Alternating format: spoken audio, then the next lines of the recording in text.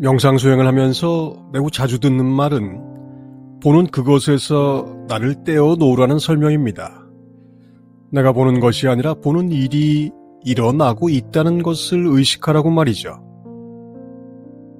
명상을 서구 사람들에게 적절하게 전달하기 위해 명상의 체계를 연구하던 심리학자들도 명상의 주요한 목적이 그 무엇이든 떼어놓는 것, 탈동일시하는 것이라는 점을 발견하죠.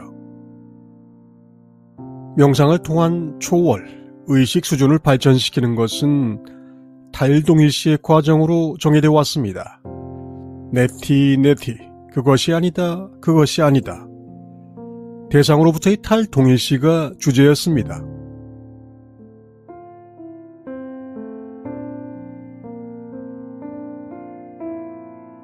명상수행은 명상 과정에서 나타나는 대상은 물론 나라고 여겨지는 것이나 내 것이라고 여기는 것을 탈동일시하라는 가르침을 받아온 것이 깨달음 전통의 오랜 방편이었습니다.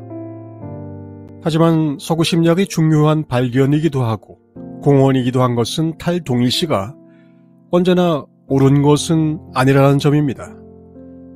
깨달음 전통은 이 부분에 대해 특별한 자료가 없기도 합니다. 켄 윌버는 에고의 위쪽 수준에서 탈동일시가 맞는 방향이지만 에고의 아래쪽에서는 탈동일시가 무의식적인 정신적 병리를 외면하는 문제의 발생 원인이라고 분명히 지적합니다.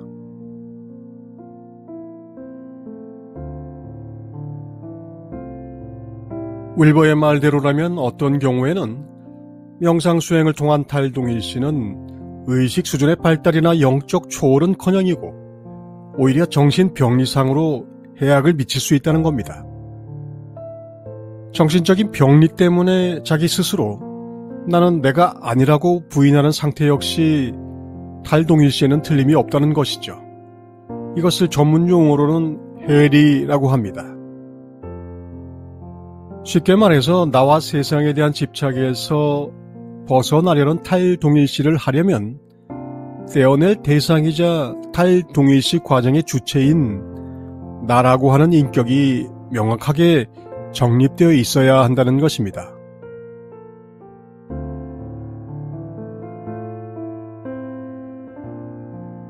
인격의 정립이라는 것은 큰 어려움 없이 이해할 수 있는 용어이기는 하지만 실제로 어느 정도가 돼야 하는 걸까요? 우리는 꽤 가볍게 쓰지만 인격의 정립은 결코 간단하지 않습니다. 발달 심리학으로는 사춘기에 자아가 형성되는 것이 인격의 정립이지만 공자가 말하면 군자가 되는 수준이 인격의 정립입니다. 어떻게 보느냐에 따라 이 기준은 완전히 달라집니다. 켄 윌버가 인용하는 정신병리학자들은 에고 아래에서 자아가 페르소나와 그림자로 분열된 상태를 유의미하게 통합한 상태를 인격의 정립이라고 정리합니다.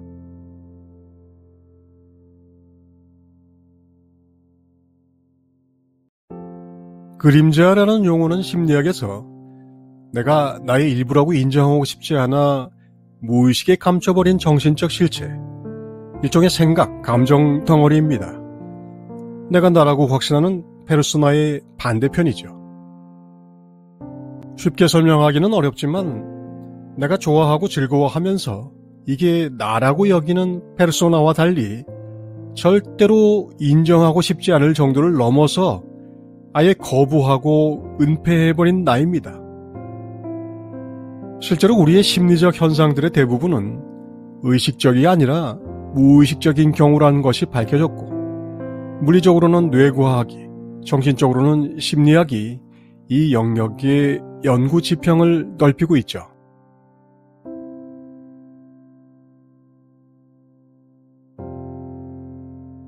명상을 하는 사람의 그림자를 예로 들어볼까요?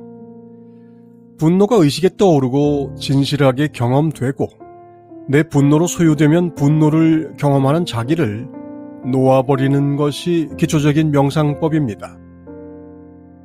분노의 경우만 아니라 모든 감정이나 사념들이 이렇게 진정성 있게 체험되면 나는 그것을 벗어날 수 있습니다.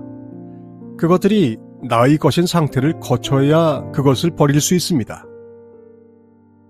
이 경우에는 버린다는 표현보다는 이해되었고 수용되었고 그래서 이제는 그것을 넘어갈 수 있게 된 것이죠. 그래서 이런 경우 우리는 포용과 초월이 이루어졌다고 설명합니다.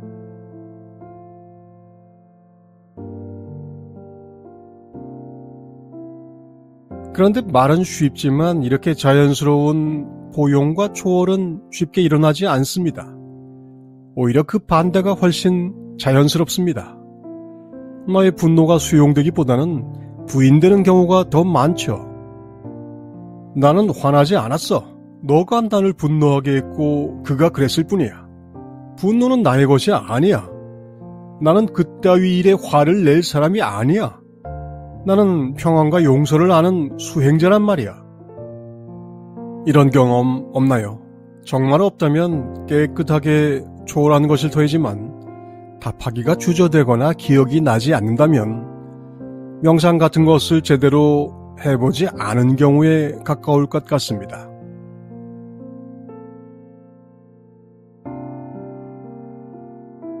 명상을 하는 이유는 내 안과 바깥에서 일어나는 모든 사건들을 있는 그대로 받아들이고 그 실체를 명확히 이해해 그것을 완전히 넘어서려는 것입니다. 의식 수준의 진보이죠. 그렇다면 일어나는 모든 것을 받아들여야 합니다.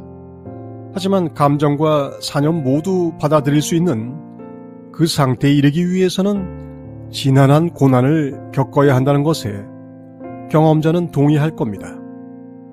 그래서 탈동일시라는 것이 생각처럼 간단한 것이 아니라 탈동일시를 할 수 있는 수준 아래에 있는 수많은 수용되지 못한 경험들과 먼저 동일시를 해야 한다는 역설이 생깁니다.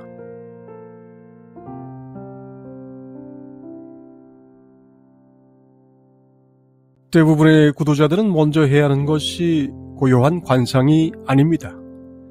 오히려 제대로 감정을 느껴야 하고 제대로 고민해야 하고 제대로 생각하고 제대로 말할 수 있어야 합니다. 흐린 멍텅한 자기로는 수행을 할 수 없다는 것을 IMD 채널은 처음부터 강조해 왔지만 결국 그것은 내가 묻어둔 분노를 찾아내 나와 동일시하고 소유하는 것에서 출발합니다. 분노이든 애착이든 그것이 완벽한 나의 것일 수 있을 때야 제대로 보이고 들리고 느끼며 그제서야 그것의 실제 모습이 나에게 알려집니다. 사실이 명확해지는 겁니다.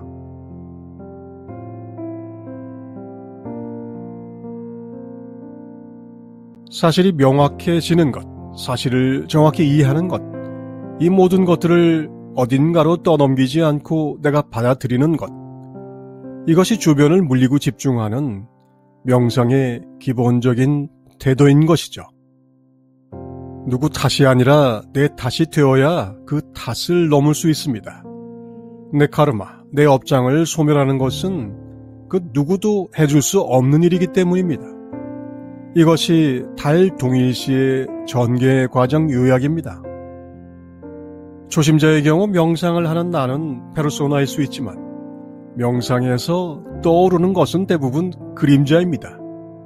그림자와 동일시하고 또한 탈동일시하는 원리를 알면 명상이 지혜로워집니다.